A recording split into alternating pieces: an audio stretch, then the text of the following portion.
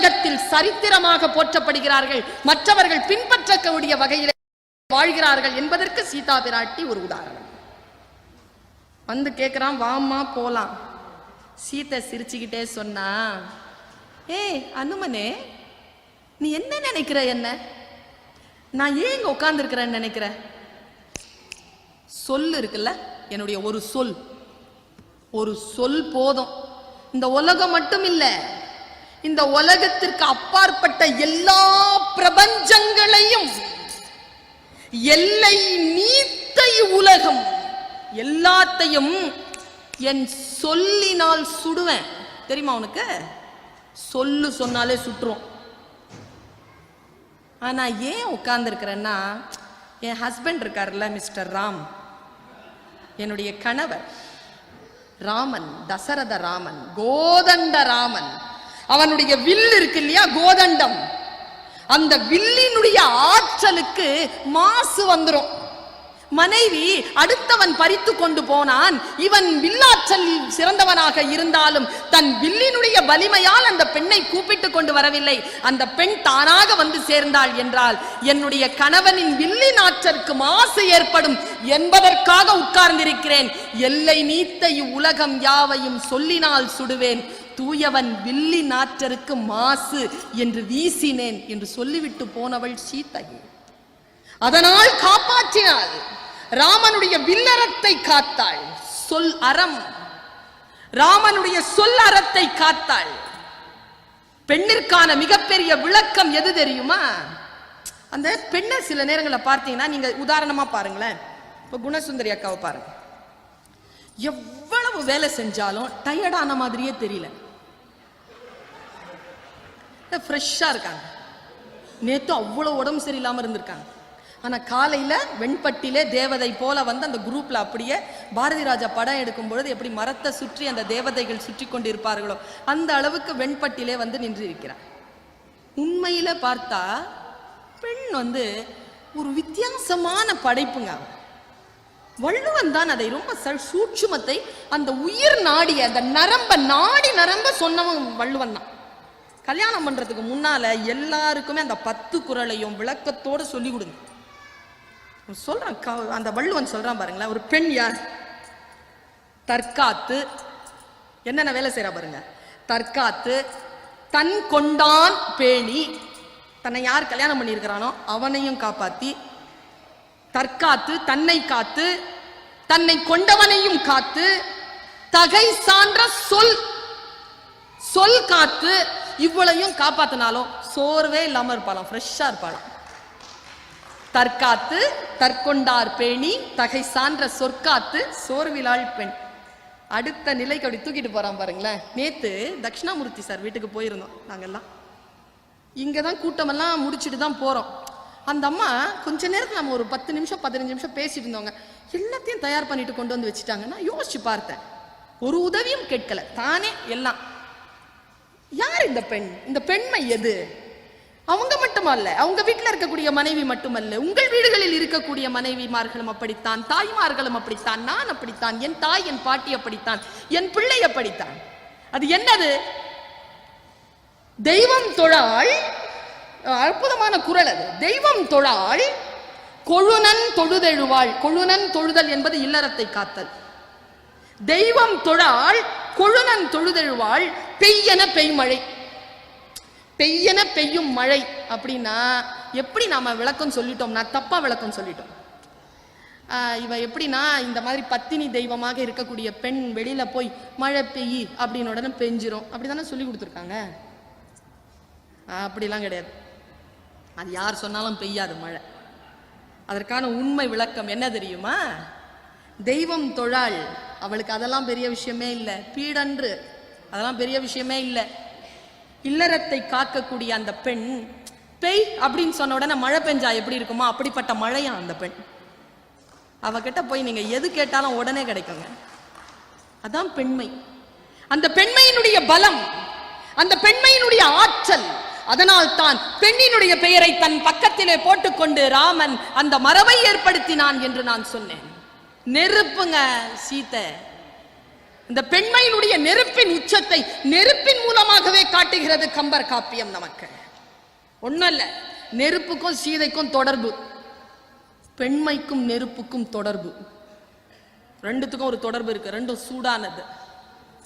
முதல்ல ராமன் போறேங்கிறான், சீதை இப்படி ஆரம்பிக்கிறான், நின் பிரிவினும் சுடுமோ அப்பெருங்காடு, காடு சுடும்பா, நீ வர முடியாது. உன் பிரிவு தாண்டா எனக்கு சுடும், உன் கூட வந்தா எனக்கு காடெல்லாம் ஒண்ணுமே கிடையாது, உன் பிரிவு தான் சுடும், நின் பிரிவினும் சுடுமோ அப்பெரும் காடு என்று சுடுமோன்னு கேட்டான். அடுத்த நிலையில சுடுவேன் அப்படின்னா எங்க அனுமன் கிட்ட, அனுமனுடைய வால்ல தீ வச்சுட்டாங்க. தீய பார்த்து சொன்னான், ஏ அக்கினியே அவனை சுடல், சுடாத. சுடுமோன்னு கேட்டா சுடுவேன்னு சொன்னா சுடேல் என்று அந்த தீக்கு ஆணையிட்டால் கடைசியில் அக்கினி பிரவேசத்தில் இறங்குகின்ற பொழுது அந்த தீயினையே தன்னுடைய வெப்பத்தினால் சுட்டாள். சுடுமோன்னு கேட்டா சுடுவேன் என்று சொன்னாள், சுடேல் என்று ஆணையிட்டாள், அந்த தீயை சுட்டாள். சூடுக்கும் பெண்மைக்கும் இருக்கக்கூடிய தொடர்பை மிக சிறப்பாக கம்ப காப்பியம் சொல்லிக்கொண்டே நகர்கிறது. நான் இன்னும் சற்று நேரத்தில் நான் நிறைவு செய்கிறேன். அண்ணன் வந்து இங்க நின்னுட்டார் பாரதியில். வந்த வேலை முடியணும்ல.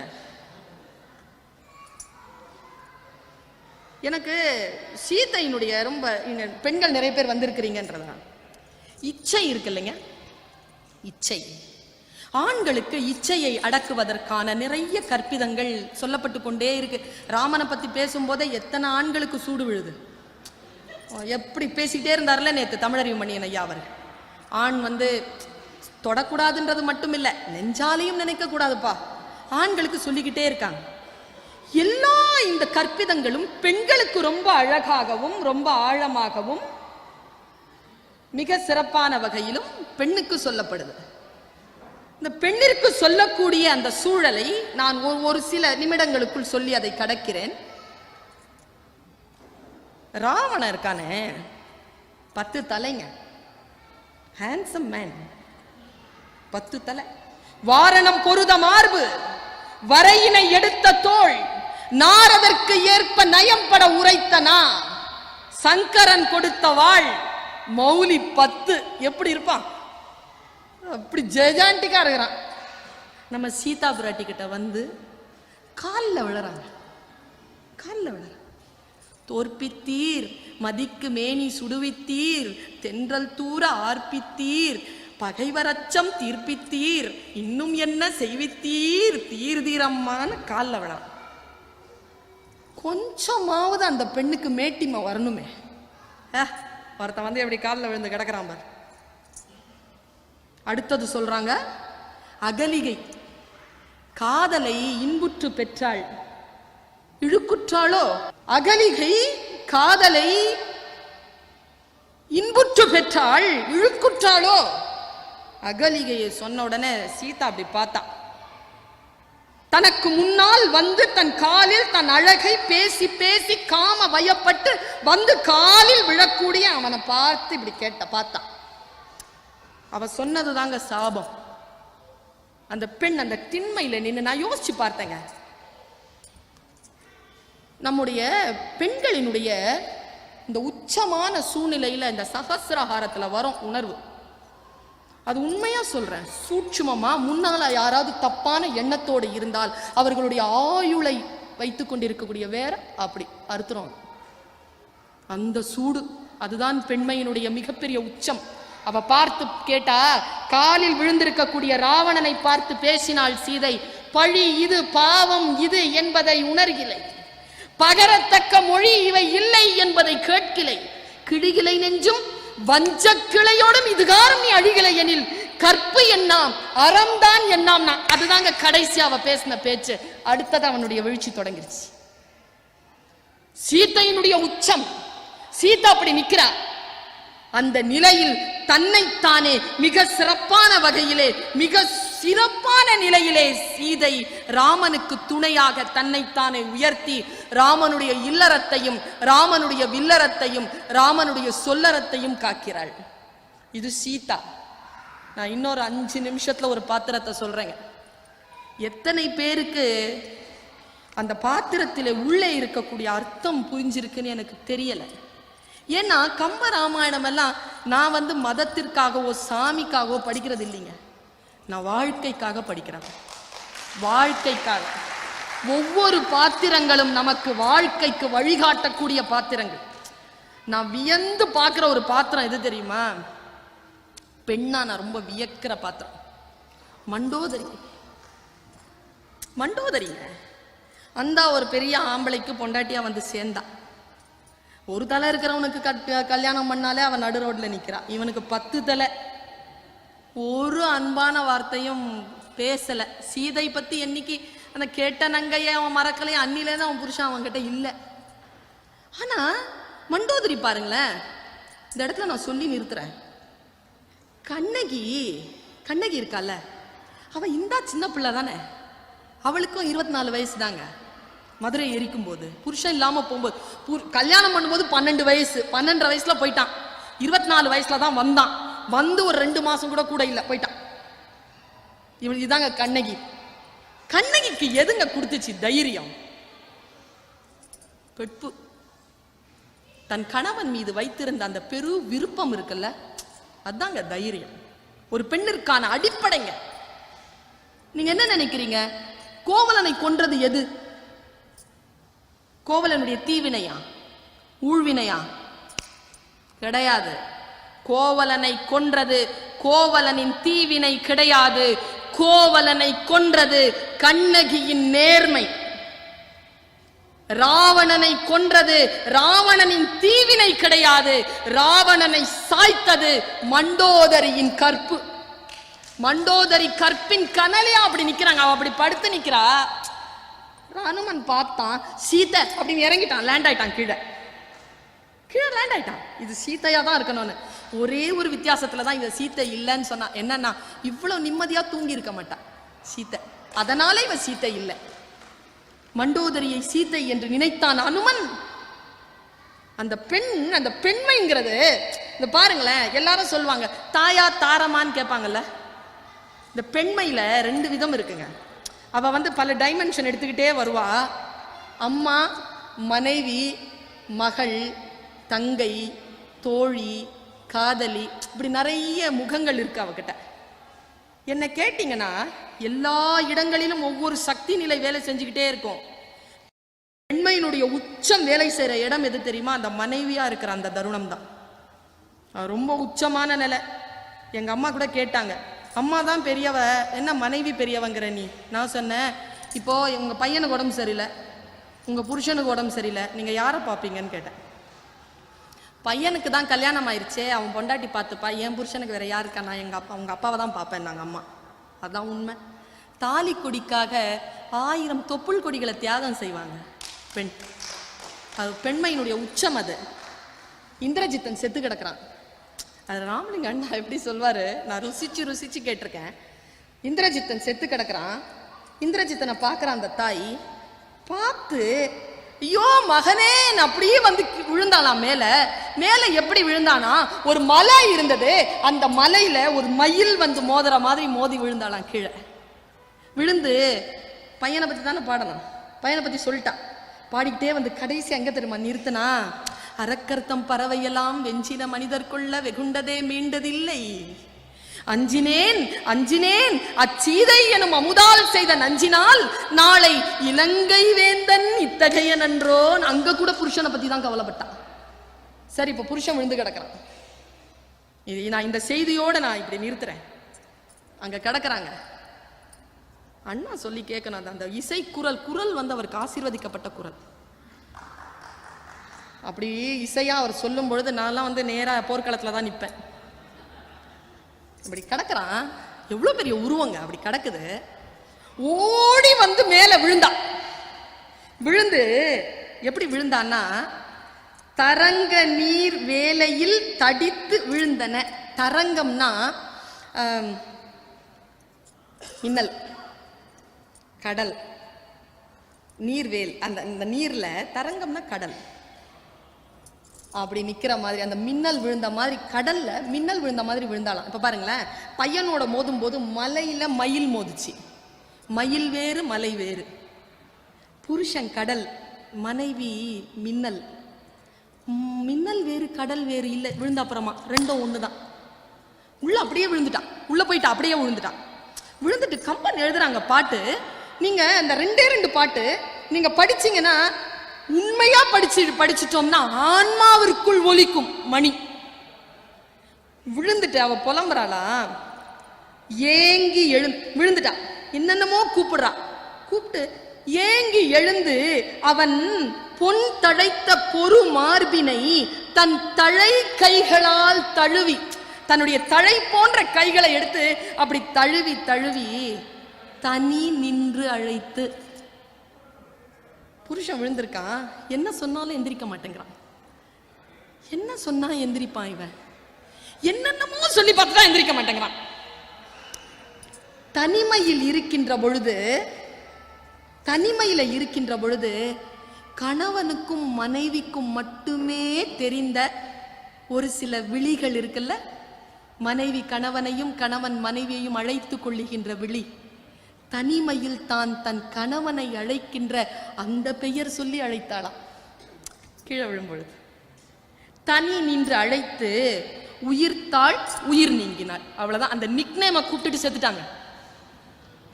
அவ புலம்புற அந்த பாடல்கள் எல்லாம் நீங்க படிச்சீங்கன்னா, அது ஒப்பாரிக்குன்னே கம்பனுக்கு தனி டாக்டரேட்டே கொடுக்கலாம்.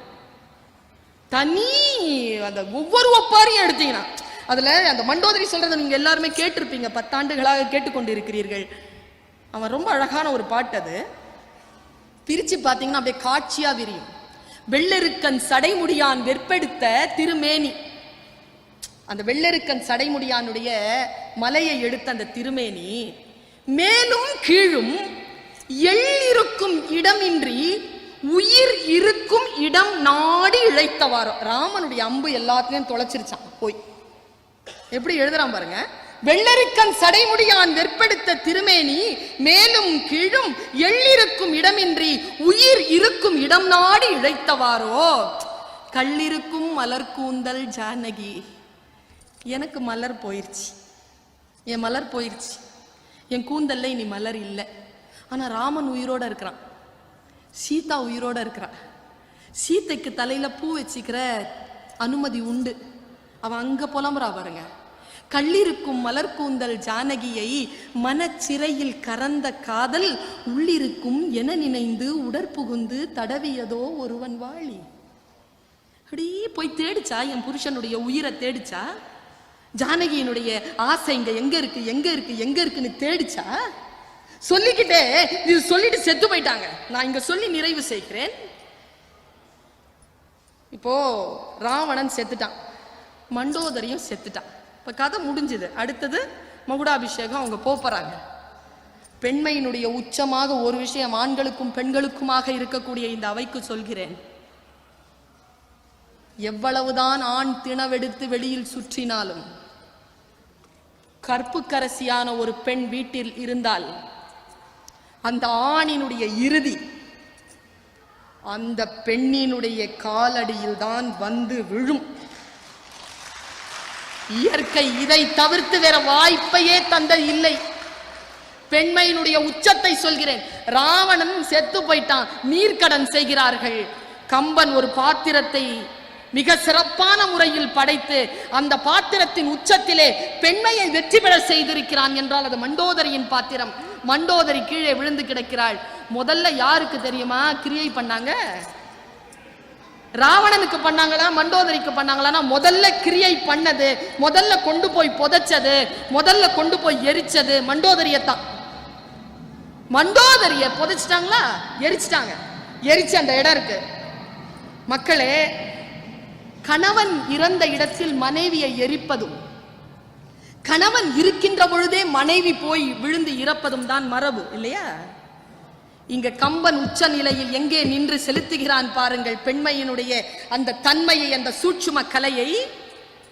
மயன் மகள் எங்கே அடங்கினாளோ, மயன் மகள் அடங்கிய அந்த இடத்தில் அதற்கு மேலேதான் ராவணனை வைத்து புதைத்தார்கள், ராவணனை வைத்து அடக்கம் செய்தார்கள் என்ற நிலையில் இறுதியாக ஒரு ஆண் சாந்தம் அடையக்கூடிய ஒரு நிலையாக தான் மிக சரியான முறையில் கைப்பிடித்து இருக்கக்கூடிய அந்த மனைவியினுடைய ஆத்மாவோடு தான் என்று சொல்லி நிறைவு செய்கின்ற இந்த நிலையில் கம்பனில் பெண்மை என்கின்ற தலைப்பில் என்னையும் ஒரு பொருளாக மதித்து சில நிமிடங்கள் பேசுவதற்கு வாய்ப்பு தந்தமைக்கு நன்றி கூறி இடம் சார்கிறேன். நன்றி, வணக்கம். Hi viewers, thank you for watching. Please like and subscribe my channel, please.